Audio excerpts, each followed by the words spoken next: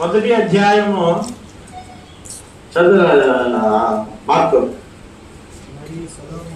మరియు సొలొమోను రాజ్యాసనం మీద ఆశీనుడైనాడు. అందుకై రాజు సేవకులు మన ఏలిన వారిలో రాజులకు దావీదుకు కృతజ్ఞతాస్తుతులు చెల్లింపవచ్చి, నీకు కలిగిన ఖ్యాతి కంటే సొలొమోనుకు ఎక్కువ ఖ్యాతి కలిగినట్లును నీ రాజ్యం కంటే అతని రాజ్యము ఘనముగా ఉండినట్లు దేవుడు దయచేయను గాక అని చెప్పగా,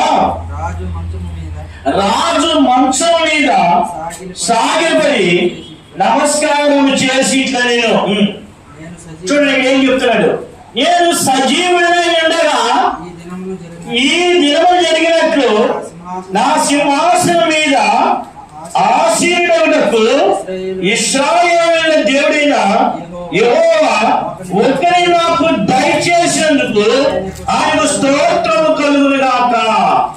చూడండి, కృప జీవము కంటే ఉత్తమము అని ఎందుకు చెప్పాడు మాట? దావీదు యూదా అరణ్యంలో ఉన్నప్పుడు భార్య పక్కన లేదు. దావీదు యెరూషలేములో సౌలు దగ్గర పనిచేస్తున్నప్పుడు భార్య వంటి మంచం మీద ఉన్నాడు. కానీ మీకాలు చేసినటువంటి పనిని బట్టి ఆ మంచంతో పాటు సౌలు చేత చంపబడకుండా తప్పించబడ్డాడు దావీదు. ఇప్పుడు యూదా అరణ్యంలో ఉండి దావీదుకి మంచం ఉందా? మంచం ఉందా లేదండి? చెప్పరా, మంచం ఎప్పుడు ఉంటుంది? సన్యాసిగా ఏనా? మంచం ఎప్పుడు ఉంటుంది చెప్పండి. సరే కదా, మంచి క్వశ్చన్ జవాబు చెప్పాలి. మంచం ఎప్పుడు ఉంటుందిరా? ఎట్లా పక్షపాతం వచ్చిందా?